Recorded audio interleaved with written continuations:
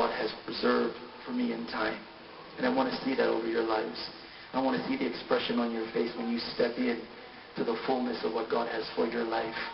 And you're going to see that everything you endured, it was worth it all. I'm telling you, you're going to see that. Everything that you endured, it was worth it. So I want you to get rid of all the distractions in your life. Systematically move distractions out of your life. You're not a person that can afford to be distracted right now. Time is short. There is an expediting of time. So every moment is significant. What you do with time is important. And so I'm not even telling you not to rest, but I'm telling you don't waste time. Use time wisely.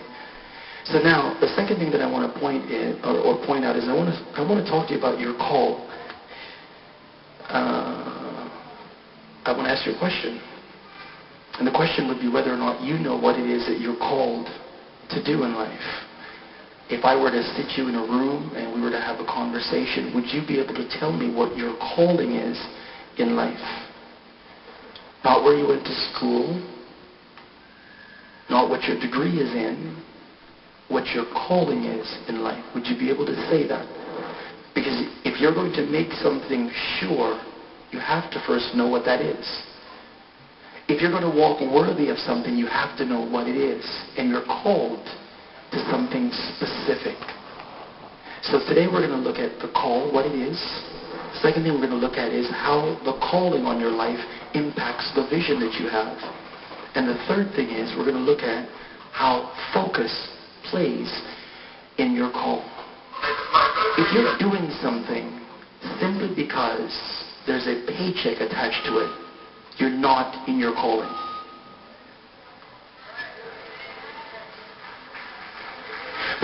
Because your calling, you can do it whether someone pays you or not. Because I'm telling you, and I'm not saying that people shouldn't pay you. Of course they should.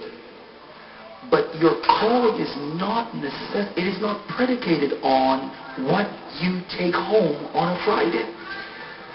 It's got to be bigger than that. Do you hear me? If you're not happy with what you're doing in life, you are nothing more than a legalized slave. Because you're not released into what God has called you for. Do you know that your gift can only function in your call? Because your gift has been designed to work out your calling. So you can't just plunk your gift anywhere and say work. Because your gift is like seed. It can only grow in certain soils.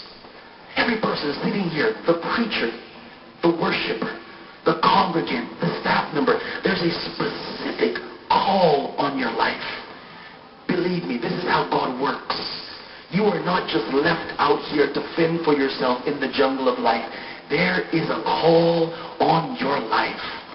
The Greeks say that the word for call is kaleo, K-L-A-H-E-O.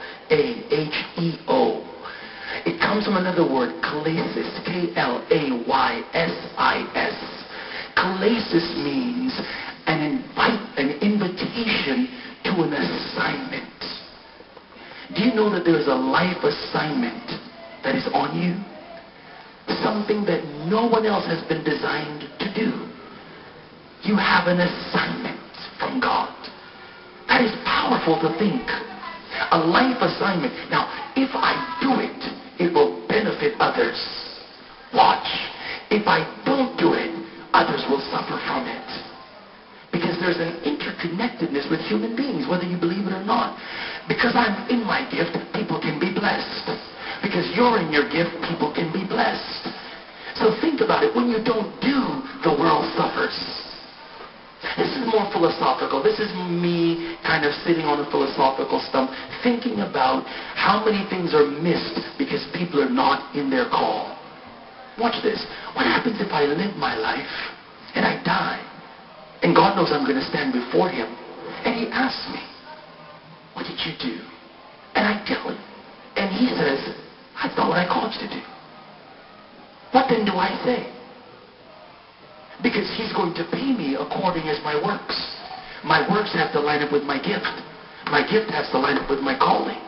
So I could have wasted all of life then I'd have to stand before God and answer some questions. That's why the Bible says we should all stand before the judgment seat of Christ, and we shall give an account. So this is so important what I'm saying to you. Did you hear a call from God? One of the things that the church should be doing is we should have calling classes. People coming into the church, we should sit them down and say, listen, part of what I need to know is, what is your calling? Do you know what it is? Because if you don't know what it is, you can't function. This is very important when I'm teaching. I know I'm not excited and all that. This is what is your assignment? Church, what is your assignment? What has God called you to do? You know why we don't know, many of us, what the call is? Because the call is born out of intimacy. The call is born. The lover, the beloved says, let me see your face. And he says, let me hear your voice. It comes out of intimacy. As you spend time with God, you become familiar. Do you remember John 10? That my sheep, they know my voice. A stranger they will not follow. And to them the porter opens the door and they go in and they find pasture. That's their assignment, their grazing area. The lines have fallen unto me in pleasant places. I have a goodly heritage. And so what is happening in this world, and I haven't started preaching it, and take it for what it is. What's happening is, in a knowledge-based world, everybody's trying to fill their heads with more knowledge. And that is good to a certain point, but the first thing is you should fill your spirit with more intimacy. That's what's wrong. I think I hit it now, Lord. Thank you so much. What's wrong is we're opening books, and we're surfing the web, but we're not talking to the Master. And we're buying degrees online, but we're not talking to the Master. Oh. And people are frowning on prayer, but it's in that environment that you can apprehend your call. So we need to push our church back to intimacy. You should be spending daily time in His presence.